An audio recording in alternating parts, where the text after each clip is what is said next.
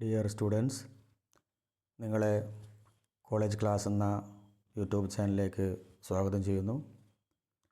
ഇന്ന് ഇവിടെ കൈകാര്യം ചെയ്യുന്നത് ഇംഗ്ലീഷ് ഭാഷാ പഠനത്തിന് ഉപകാരപ്രദമായ രീതിയിൽ അതിലെ ഒരു ടോപ്പിക്ക് കൈകാര്യം ചെയ്യാനാണ് ഈ വീഡിയോ ചെയ്യുന്നത്. ഇതിനകം തന്നെ ഇംഗ്ലീഷ് ഭാഷയിലെ ഓരോ ഭാഗവും കൈകാര്യം ചെയ്തിട്ടുള്ള വീഡിയോ ഇതിനകം അപ്ലോഡ് ചെയ്തിട്ടുണ്ട്. ഈ വീഡിയോ യൂസ്ഫുൾ ആകുന്നത് ഇംഗ്ലീഷ് സീരിയസ് ആയി പഠിക്കാൻ ആഗ്രഹിക്കുന്ന കോളേജ് വിദ്യാർത്ഥികൾക്കും ലിറ്ററേച്ചർ വിദ്യാർത്ഥികൾക്കും മറ്റ് ഭാഷാ പഠനത്തിൽ താല്പര്യമുള്ള വിഭാഗത്തിനു വേണ്ടിയുള്ളതാണ്. പല കൺസെപ്റ്റിൻ്റെയും ഡെഫിനിഷൻ അടക്കം ഇതിൽ ചേർത്തിട്ടുണ്ട്. ഇത് സ്വയം ഭാഷാ പഠനത്തിന് മാത്രമല്ല, പരീക്ഷയ്ക്ക് ഉപകരിക്കുന്ന നിർവചനങ്ങളും എക്സാമ്പിൾസും ധാരാളം ഇതിൽ നൽകിയിട്ടുണ്ട്. ഇതിൻ്റെ ടോപ്പിക്ക് പാർട്സ് ഓഫ് സ്പീച്ച് എന്ന ഒരു ഭാഗമാണ്. 3 ഭാഗങ്ങളായി വീഡിയോ ചെയ്താൽ മാത്രമേ ഈ ഭാഗം കവർ ചെയ്യാൻ സാധിക്കുകയുള്ളൂ എന്ന് മനസ്സിലാക്കുന്നു. അപ്പോൾ നമുക്ക് പാഠഭാഗത്തേക്ക് കടക്കാം. നിങ്ങൾ സ്ക്രീനിൽ കാണുന്നുണ്ട്. ആദ്യമായി പാർട്സ് ഓഫ് സ്പീച്ച് എന്ന ഇംഗ്ലീഷ് ഭാഗത്തെ നിർവചിക്കാം. അതോടൊപ്പം തന്നെ ഘടകങ്ങൾ എന്നറിയപ്പെടുന്ന ഒരു വിഭാഗമാണ് പാർട്സ് ഓഫ് സ്പീച്ച്. അതിൻ്റെ ഫസ്റ്റ് ഇൻട്രൊഡക്ഷൻ വായിക്കാം. Language is essentially a speech. Our speech consist of certain elements. They are called parts of speech. We speak in sentences. Sentences are made up of words, and these words are called the parts of speech. There are 8 parts of speech in English. ഭാഷ എന്ന് പറയുന്നത് ഒരു സംസാരത്തിൻ്റെ വിഭാഗമാണ്. നമ്മുടെ സംസാരം എന്ന് പറയുന്നത് തന്നെ ധാരാളം ഘടകങ്ങൾ അടങ്ങിയിരിക്കുന്ന ഭാഗങ്ങൾ അതിൽ കാണാം. അത്തരത്തിലുള്ള ഭാഗങ്ങളാണ് പാർട്സ് ഓഫ് സ്പീച്ച് എന്ന് പറയുന്നത്. നമ്മൾ സെൻറ്റൻസുകൾ പറയുന്നു. അതോടൊപ്പം തന്നെ സെൻറ്റൻസുകൾ ഉണ്ടാകുന്നത് വാക്കുകൾ കൂട്ടിച്ചേർന്ന ഒരു വിഭാഗമാണ്. അത്തരത്തിലുള്ള വിഭാഗത്തെയാണ് നമ്മൾ പാർട്സ് ഓഫ് സ്പീച്ച് എന്ന് പറയുന്നത്. ഇംഗ്ലീഷ് ഭാഷയിൽ ഈ പാർട്സ് ഓഫ് സ്പീച്ചായി 8 വിഭാഗമായിട്ട് നമുക്ക് കാണാം. അതിനെ നമ്പർ ക്രമത്തിൽ ഇവിടെ നൽകിയിട്ടുണ്ട്. അത് നമുക്ക് നോക്കാം. നൗൺസ് നാമം, പ്രൊനൗൺസ് സർവനാമം, അഡ്ജക്റ്റീവ് നാമവിശേഷണം, വേർബ് ക്രിയ, ആഡ്വർബ് ക്രിയാവിശേഷണം, പ്രിപ്പോസിഷൻ ഗതി, കൺജങ്ഷൻ സംയോജനം and interjunction. A detailed explanation about this part of speech is given below. അപ്പം നോക്കാം. അതിൽ ഒന്നാമത്തത് നൗൺ എന്നുള്ളതാണ്. നൗൺ എന്ന് പറയുന്നത് നമ്മൾ ഡെഫിനിഷൻ നോക്കിയാൽ എന്താണെന്ന് മനസ്സിലാക്കാം. A noun may be defined as the name of A person, place or thing. ഒരു വ്യക്തിയുടെയോ സ്ഥലത്തിൻ്റെയോ വസ്തുവിൻ്റെയോ പേരിനെയാണ് നമ്മൾ നൗൺസ് എന്ന് പറയുന്നത്. അപ്പോൾ നമ്മൾ വ്യക്തികളുടെ പേരെടുത്താൽ പേഴ്സൺസ് ജോൺ, ലത എന്ന പേരിൽ അറിയപ്പെടാം. അതുപോലെ തന്നെ പ്ലേസ് ആണെങ്കിൽ ഇന്ത്യ ആൻഡ് കൽക്കത്ത. തിങ്സ് മറ്റ് വസ്തുക്കളുടെ കാര്യം എടുക്കുകയാണെങ്കിൽ chair and table. Animals dogs and കാറ്റ്. അപ്പോൾ നാമങ്ങൾ ഈ വിഭാഗത്തിൽപ്പെട്ടാണ് കൂട്ടമായി നമ്മൾ നാമങ്ങൾ എന്ന് പറയുന്നത്. അതായത് സ്ഥലത്തിൻ്റെയോ വസ്തുവിൻ്റെയോ വ്യക്തിയുടെയോ പേരിനെ ആണ് നാമം എന്ന് പറയുന്നത്. ഉദാഹരണത്തിൽ ഒരു സെൻറ്റൻസ് നമുക്ക് നോക്കാം. Ravi is driving A car. ഇവിടെ രവി എന്നുള്ളതും കാർ എന്നുള്ളതും 2 നാമമാണ്. ഒന്ന് വ്യക്തിയുടെ പേര്, 2 വസ്തുവിൻ്റെ പേര്. അതോടൊപ്പം തന്നെ അടുത്ത സെൻറ്റൻസ് നോക്കൂ. Let's go to Bombay. അവിടെ ബോംബെ എന്നുള്ള ഒരു സ്ഥലത്തിൻ്റെ പേരാണ്. സ്ഥലത്തിൻ്റെ പേര് മുകളിൽ ഡെഫിനിഷൻ പറഞ്ഞിട്ടുണ്ട്. സ്ഥലത്തിൻ്റെ പേരും നൗണാണ്. Next one, please clean the table. Table ഒരു വസ്തു ആയിട്ട് കണക്കാക്കാം. അപ്പോൾ please clean the table. Table എന്നുള്ളത് ഇവിടെ നൗണാണ്. അപ്പോൾ നൗണിനെ നമ്മൾ മെയിനായിട്ടും nouns are classified in 2. They are called the concrete noun and abstract noun. Now we can study what is concrete noun. Concrete noun refers two things which are concrete. നമ്മൾ ടാഞ്ചിബിളായ അല്ലെ മൂർത്തമായ നാമങ്ങളെയാണ് concrete noun എന്ന് പറയുന്നത്. The concrete noun refers two things which are concrete. അപ്പോൾ വാക്കുപോലെ തന്നെ കോൺക്രീറ്റായ നാമങ്ങളാണ് nouns, concrete nouns എന്ന് പറയുന്നത്. അത് മറ്റൊരു വിധത്തിൽ പറഞ്ഞാൽ മൂർത്തമായ, അതായത് നമുക്ക് വിസിബിൾ ഓർ ടച്ചബിൾ ഓർ മെഷറബിളായ കാര്യങ്ങളൊക്കെയാണ്, ആ വിഭാഗത്തിൽപ്പെടുന്ന വസ്തുക്കളെയാണ് കോൺക്രീറ്റ് നൗൺ എന്ന് പറയുന്നത്. കാണാനോ അതുപോലെ തന്നെ തൊട്ടറിയാനോ അതുപോലെ തന്നെ നമ്മുടെ മുമ്പിൽ അളക്കാനോ പറ്റുന്ന നാമങ്ങളെയാണ് കോൺക്രീറ്റ് നൗൺ എന്ന് പറയുന്നത്. അത് എക്സാമ്പിൾ ടേബിൾ അതുപോലെ തന്നെ വാട്ടർ എന്ന് പറയാം. ഇത് അബ്സ്ട്രാക്റ്റ് നൗൺ എന്ന് പറയുന്നത് അതിന് ഘടകവിരുദ്ധമായ, അത് അളക്കാനോ കാണാനോ സ്പർശിച്ചറിയാനോ പറ്റാത്ത പേരുകളെയാണ്, അമൂർത്തമായ നാമങ്ങളെയാണ് അബ്സ്ട്രാക്റ്റ് നൗൺ എന്ന് പറയുന്നത്. The abstract noun refers to a quality, an action, a state or a condition. We can only think of such things but cannot touch or see. അപ്പോൾ നോക്കുക, ഡെഫിനിഷനിൽ തന്നെ നിങ്ങൾക്ക് മനസ്സിലാവും. അത് പ്രതിപാദിക്കുന്നത് ഒരു ക്വാളിറ്റിയാണ്, ഒരു ഗുണത്തെക്കുറിച്ചോ ഒരു പ്രവൃത്തിയെക്കുറിച്ചോ അല്ലെങ്കിൽ അവസ്ഥയെക്കുറിച്ചോ ആണ് പ്രതിപാദിക്കുന്നത്. അത് നമുക്ക് മനസ്സിൽ ആലോചിച്ച് കണ്ടെത്താവുന്ന ഒന്ന് മാത്രമാണ്. അത് തൊടാനോ കാണാനോ നമുക്ക് സാധിക്കുകയില്ല. അപ്പോൾ കോൺക്രീറ്റ് നൗൺ, അബ്സ്ട്രാക്റ്റ് നൗൺ എന്ന് നിങ്ങൾക്ക് മനസ്സിലായിക്കാണെന്ന് വിചാരിക്കുകയാണ്. കോൺക്രീറ്റ് നൗൺ മോൾ എക്സാമ്പിൾ പറഞ്ഞു, ടേബിൾ ആൻഡ് വാട്ടർ. അബ്സ്ട്രാക്റ്റ് നൗണിന് example patience and youth. Another division of noun, നൗണിലെ മറ്റൊരു തരംതിരിവ് ഡിവിഷൻസ് ഏതൊക്കെയാണ്? The common noun, the proper noun, the collective noun, material noun, abstract noun. അപ്പോൾ ഈ നാമങ്ങളെ വീണ്ടും തരംതിരിക്കുകയാണെങ്കിൽ നമുക്ക് 5 വിഭാഗമായിട്ട് വീണ്ടും കാണാം. കോമൺ നൗൺ, സാധാരണ നാമങ്ങൾ എന്ന് പറയുന്നത്. അപ്പോൾ ഓരോന്നിനും ഡെഫിനേഷൻ കൊടുത്ത് അതിൻ്റെ എക്സാമ്പിൾ നിങ്ങൾ അതിലൂടെ പോവുകയാണെങ്കിൽ നിങ്ങൾ എന്താണ് ഈ 5 രീതിയിൽ നമ്മൾ സാധാരണ ഉപയോഗിക്കുന്ന നാമങ്ങൾ എന്ന് മനസ്സിലാക്കാം. ഒന്നാമത്തെ നോക്കൂ, the common noun. The common noun is a common to a class of person or places. The names of all animals, birds or things are common nouns. ഒരു വിഭാഗത്തെ പ്രതിപാദിക്കുന്ന പേരിനെ കോമൺ നൗൺ എന്ന് പറയുന്നു. ഒരു വിഭാഗം, ഹീസ് എ ഡോക്ടർ, എക്സാമ്പിൾ നോക്കൂ, he's A doctor. അപ്പോൾ ഡോക്ടർ ലേഡി ആകാം, അതുപോലെ ജെൻസ് ആകാം.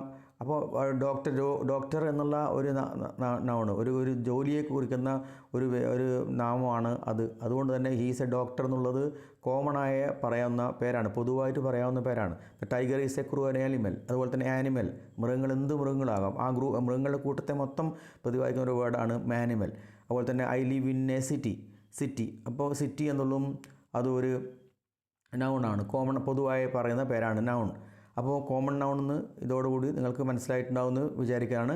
The common noun is a common to a class of person or places. ഒരു സ്ഥലത്തിൻ്റെയോ വ്യക്തിയുടെയോ മൊത്തമായിട്ട് പ്രതിപാദിക്കുന്ന ഒരു പേരിനെയാണ് കോമൺ നൗൺ എന്ന് പറയുന്നത്. അത് ആനിമൽസിനെ പ്രതിപാദിക്കാം, ബേർഡ്സിനെ പ്രതിപാദിക്കാം. നെക്സ്റ്റ് നോക്കുക, the proper noun. The proper noun is the name of A particular person or thing. അപ്പോൾ എന്താണ്, ഒരു സ്പെസിഫിക് ആയിട്ടൊരു വ്യക്തിയെയോ ഒരു സ്പെസിഫിക് ആയിട്ട് സ്ഥലത്തെയോ പ്രതിപാദിക്കുന്ന പേരാണ്. ഒരു പ്രത്യേകിച്ച് എടുത്തു പറയുന്ന ഒരു സ്ഥലത്തിൻ്റെയോ വ്യക്തിയുടെ പേരാണ് ഈ പ്രോപ്പർ നൗൺ എന്ന് പറയുന്നത്. അപ്പോൾ നോക്കുക, എക്സാമ്പിൾസ്, നെയിം ഓഫ് വ്യക്തികളുടെ പേര് എടുക്കുമ്പോൾ രവി ലീല എന്നുള്ളതും പ്രോപ്പർ നൗണാണ്. അതുപോലെ തന്നെ നെയിംസ് ഓഫ് പ്ലേസ്, സ്ഥലം നമ്മൾ നോക്കുകയാണെങ്കിൽ ബാംഗ്ലൂർ ഓർ മൈസൂർ, ആ സ്ഥലത്തിൻ്റെ പേരും പ്രോപ്പർ നൗണായിട്ട് പറയാം. അത് കളക്റ്റീവ് നൗൺ വരുമ്പോൾ, ദ കളക്റ്റീവ് നൗൺ എന്ന് പറയുന്നത് ഒരു കൂട്ടം നാമങ്ങളെക്കുറിച്ച് പറയുന്ന പേരാണ്. ഒരു കൂട്ടമായി എപ്പോഴും പ്രതിപാദിക്കുന്ന നാമങ്ങളെയാണ് കളക്റ്റീവ് നൗൺസ് എന്ന് പറയുന്നത്. ആ വേർഡ് പോലെ തന്നെ the collective noun is the name of a collection of persons, places or things. ഒരു വ്യക്തികളുടെ ആകെ ശേഖരം, അതുപോലെ തന്നെ സ്ഥലത്തിൻ്റെ മൊത്തം സ്ഥലത്തെ പ്രതിപാദിക്കുന്ന അതുപോലെ തന്നെ മൊത്തം കാര്യങ്ങൾ പ്രതിപാദിക്കുന്ന വസ്തുക്കൾ.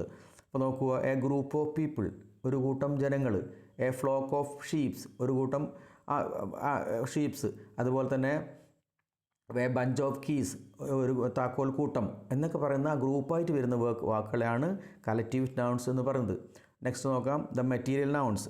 മെറ്റീരിയൽ നൗൺ എന്ന് പറയുമ്പോൾ നാം ചില വസ്തുക്കൾ ചില വസ്തുക്കളിൽ നിന്നും ചില പ്രത്യേകതരം വസ്തുക്കൾ വേർതിരിച്ചെടുക്കുന്ന നാമങ്ങളെയാണ് മെറ്റീരിയൽ നൗൺസ് എന്ന് പറയുന്നത്. The material nouns is the name of some matter out of which we make some materials. ഉദാഹരണത്തിന് ഗോൾഡ് ആൻഡ് ക്ലേ. നെക്സ്റ്റ് നോക്കുക, ദ അബ്സ്ട്രാക്ട് നൗൺ ആണ്. The abstract noun is the quality or state or an action, kindness or wisdom. Abstract നൗണിൻ്റെ എക്സാമ്പിളാണ്. അടുത്തത് നോക്കുക. ഇനി nouns are in the form of singular and plural and masculine and feminine gender. Nouns തന്നെ പ്ലൂറലായിട്ടും വരാം, സിംഗുലറായിട്ടും വരാം, അതുപോലെ തന്നെ മസ്കുലിൻ ജെൻഡർ വരാം, ഫെമിനൈൻ ജെൻഡർ വരാം, സ്ത്രീലിംഗമായിട്ടും പുല്ലിംഗമായിട്ടും വരാം. അത് എക്സാമ്പിൾ നോക്കുക.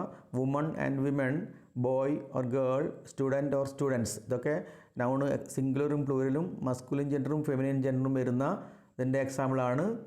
അടുത്ത് നോക്കൂ. ഇനി നെക്സ്റ്റ് പാർട്സ് ഓഫ് സ്പീച്ചിലെ പ്രധാനപ്പെട്ട മറ്റൊരു ഭാഗമാണ് പ്രൊനൗൺ.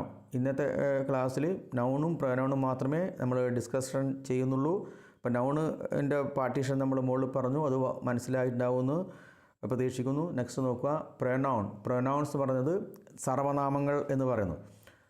എന്താണ് പ്രൊനൗൺസിൻ്റെ ഡെഫിനിഷൻ നമുക്ക് നോക്കാം. അതായത് pronoun stands for a noun. It may be defined as a word instead of a noun. ഈ നൗണിന് ബദലായി നിൽക്കുന്ന പേരുകളാണ് പ്രൊനൗൺ എന്ന് പറയുന്നത്. It may be defined a word instead of noun. നൗണിൻ്റെ സ്ഥലത്ത് വരുന്ന വാക്കുകൾ. Lata is in the kitchen. Example നോക്കൂ. Lata is in the kitchen, she is cooking. Lata കിച്ചണിലാണുള്ളത് എന്ന് ഒന്നാമത്തെ സെൻറ്റൻസ് പറയുന്നു. ഷീ ഈസ് കുക്കിംഗ് രണ്ടാമത്തെ സ്ഥലത്ത് ഷീ എന്ന് പറയുന്ന വേർഡാണ്. അപ്പോൾ ഷീ എന്നാണ് ഇവിടെ സർവനാമങ്ങൾ. നമ്മൾ സർവനാമങ്ങൾ കൂടുതലായി നമുക്ക് കാണാം. ഹി, ഷീ, ദേ, വി എന്നൊക്കെ വരുന്നൊക്കെ ഈ സർവനാമങ്ങളിൽ പെടുത്താണ്. സർവനാമങ്ങളും അതുപോലെ തന്നെ there are 8 kinds of pronouns in English. We can discuss the different types of pronouns in English.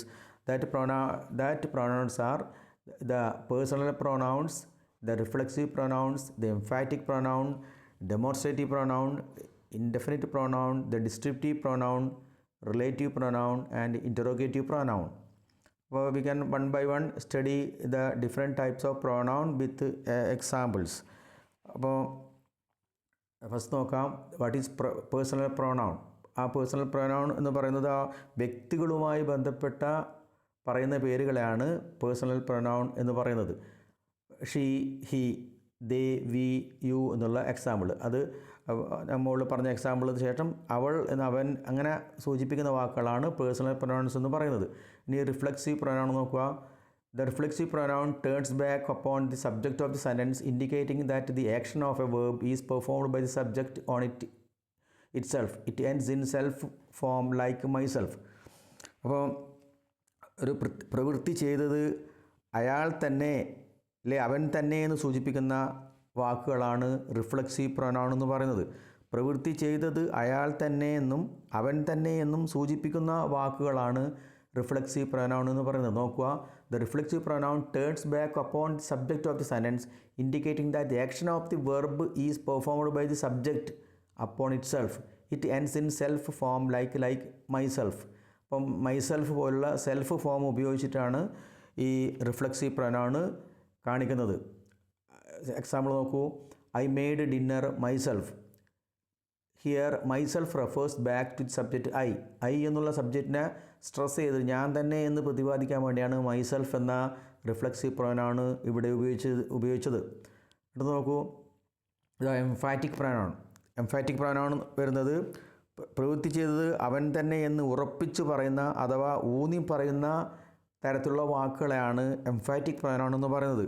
പ്രവൃത്തി ചെയ്തത് അവൻ തന്നെ എന്നും ഉറപ്പിച്ച് പറയുന്ന അഥവാ ഊന്നി പറയുന്ന വാക്കുകളെയാണ് എംഫാറ്റിക് പ്രൊനൗൺസ് എന്ന് പറയുന്നത്. The emphatic pronoun is a type of a reflexive pronoun that is used for emphasize or to highlight or intensify the subject of the sentence.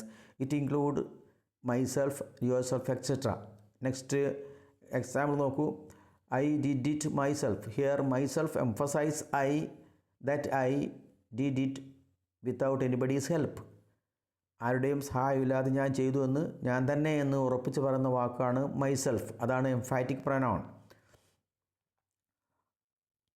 Next നോക്കാം. The demonstrative pronoun. The demonstrative pronouns are the words that used to point out the specific things or people. They indicate distance either in terms of physical space or the time.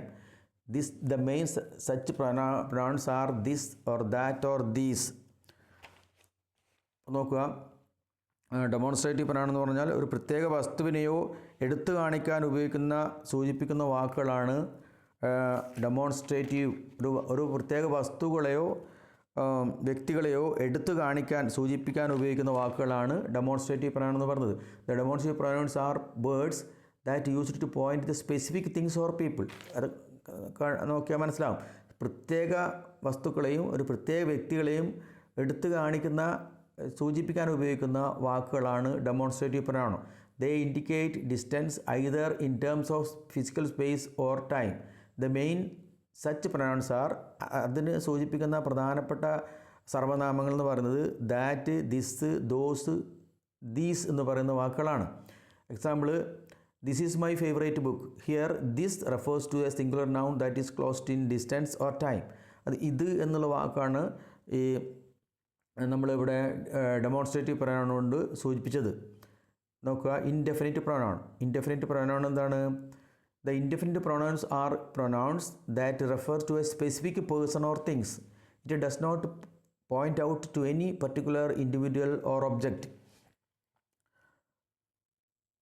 Indefinite pronoun എന്ന് പറയുന്നത് ഒരു പ്രത്യേക വ്യക്തിയോ വസ്തുക്കളെയോ സൂചിപ്പിക്കാത്ത,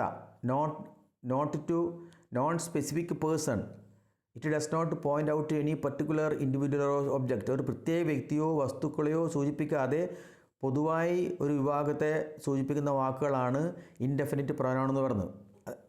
someone, ആരോ ഒരാൾ, something, അതുപോലെ തന്നെ anything. കൃത്യമായി എടുത്തു പറയാൻ കഴിയാത്ത ഒരു അളവിനെക്കുറിച്ച് അല്ലെങ്കിൽ ഒരു വ്യക്തിയെക്കുറിച്ച് ആണ് ഇവിടെ ഇൻഡെഫിനിറ്റ് പ്രൊനൗൺ എന്ന് പറയുന്നത്. എക്സാമ്പിൾ നോക്കിയാൽ മനസ്സിലാവും. സംവൺ, ആരോ ഒരാളാണ്, പ്രത്യേകിച്ച് എടുത്തു പറയാൻ പറ്റുന്നില്ല. അപ്പോൾ നോക്കുക, next one, the distributive pronoun. The distributive pronoun refers to individuals of a group rather than the group as a whole. They are used to indicate a sense of distribution. The main distributive pronouns are each, every, either, neither. Each and every, either, neither പോലുള്ള വാക്കുകളെ കുറിച്ച് പ്രതിപാദിക്കുന്ന വാക്കുകളാണ് distributive pronounce എന്ന് പറയുന്നത്. The distributive pronouns refers to individual members of a group. അതായത് വ്യക്തിപരമായ അംഗങ്ങളെക്കുറിച്ച് പ്രത്യേകിച്ച് എടുത്ത് പറയുന്നു. ഏതിനേക്കാളും rather than the group of a whole. ആ ഗ്രൂപ്പ് മൊത്തം പ്രതിപാദിക്കാതെ ഓരോ വ്യക്തിയെക്കുറിച്ച് പ്രതിപാദിക്കുന്നതിനെയാണ്, ഓരോ വ്യക്തിക്കും പ്രാധാന്യം കൊടുത്തുകൊണ്ട് പറയുന്നതിനെയാണ് ഡിസ്ട്രിബ്യൂട്ടീവ് പ്രൊനൗൺ എന്ന് പറയുന്നത്. They are used to indicate a sense of distribution. The main distributive pronouns are each, every, either or neither. Next നോക്കുക, അത് എക്സാമ്പിൾ വായിക്കാം. Each of the students received a certificate. Each refers to the students individually.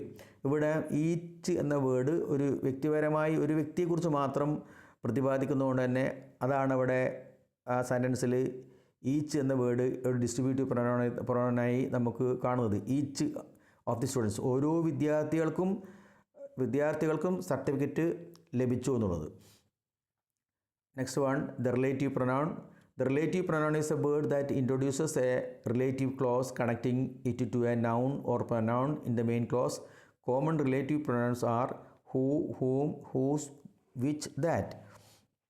ഇപ്പോൾ relative pronoun എന്ന് പറയുന്നത് who, ഹൂം, whose, which, that എന്നുള്ള വാക്കുകൾ കൊണ്ട് കൂട്ടിച്ചേർക്കാൻ ഉപയോഗിക്കുന്ന വാക്കുകളെയാണ് റിലേറ്റീവ് പ്രൊനൗൺ എന്ന് പറയുന്നത്. Relative pronoun is a word that introduce a relative clause connecting it to a noun or pronoun in the main clause. അതായത് മെയിൻ ക്ലോസ് നൗണിനെയോ പ്രൊനൗണിനെയോ ചേർത്തുകൊണ്ട് മെയിൻ ക്ലോസിനെ കണക്ട് ചെയ്യാൻ ഉപയോഗിക്കുന്ന വാക്കുകളെയാണ് റിലേറ്റീവ് പ്രൊനൗൺ എന്ന് പറയുന്നത്.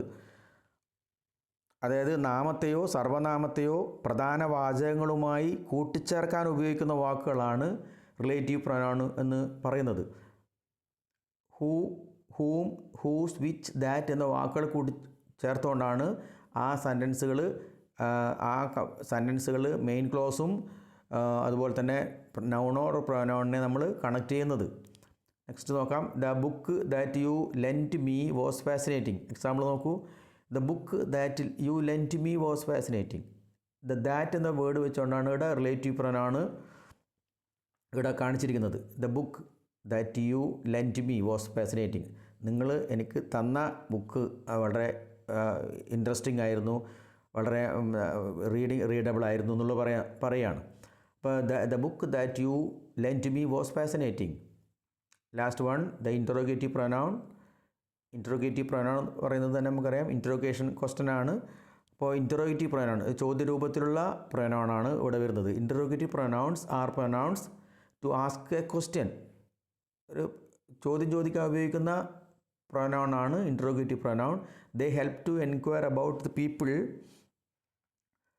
things or specific information. The main interrogative pronouns are who, when, whose, what, which. അതായത് question word ചേർത്ത് ചോദ്യങ്ങൾ ചോദിക്കുമ്പോൾ അത് ഏത് വ്യക്തിയെക്കുറിച്ചാണോ ഏത് വസ്തുവിനെക്കുറിച്ചാണോ പ്രതിപാദിക്കുന്നത് എന്ന് കാണിക്കാൻ വേണ്ടി ഉപയോഗിക്കുന്ന വാക്കുകളെയാണ് ഇൻറ്ററോഗേറ്റീവ് പ്രൊനൗൺസ് എന്ന് പറയുന്നത്. അത് എക്സാമ്പിൾ കൊണ്ട് നിങ്ങൾക്ക് മനസ്സിലാക്കാം. Who is coming to the party. Ask about a person. ഇവിടെ ഒരു വ്യക്തിയെക്കുറിച്ച് ചോദിക്കുകയാണ്. Who is coming to the party. ആര് എന്നുള്ള ഇൻട്രോഗേറ്റീവ് പ്രൊനൗൺ ഉപയോഗിച്ചാണ് ഈ സെൻറ്റൻസ് ആരംഭിച്ചത്. Who is coming to the party. അപ്പോൾ ഇതോടുകൂടി ഈ ലെസൺ അവസാനിക്കുകയാണ്.